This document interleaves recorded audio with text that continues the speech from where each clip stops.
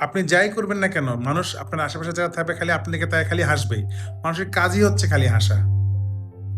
একবার একটা বয়স্ক লোক তার ছেলেসহ একটা গাধার পিঠে করে যাচ্ছিল। তো আশেপাশে যারা ছিল তারা তার দিকে তাকায় হাসতেছে আর বলতেছে যে, ভাই আপনারা কেমন মানুষ, একটু একটা গাধার পিঠে উঠে আপনারা দুজন যাচ্ছেন, এটা একটা কাজ করলেন ভাই। তো এটা চিন্তা করে লোকজনের কথা শুনে ওই বয়স্ক লোকটা গাধা থেকে নেমে গেল, তার ছেলে গাধার পিঠে উঠে তারা আবার যাচ্ছে। কিছু দূর যাওয়ার পরে আবার কিছু লোকজন তাদের সাথে দেখা পরবর্তী গ্রামে। ওইখানে যাওয়ার পরে সবাই তখন বলতেছে, আল্লাহ, এটা একটা কাজ হইলো, একটা বয়স্ক লোককে হাঁটায় হাঁটায় নিয়ে যাচ্ছেন আর আপনি একটা ইয়াং ছেলে গাধার পিঠে করে যাচ্ছেন, এটা একটা কাজ হইলো। এটা চিন্তা করে ওই লোকটাও যে গাধার পিঠে ছিল সেও নেমে গেল, মানে বাপও হাঁটতেছে ছেলেও হাঁটতেছে, গাধা মাঝখান দিয়ে যাচ্ছে।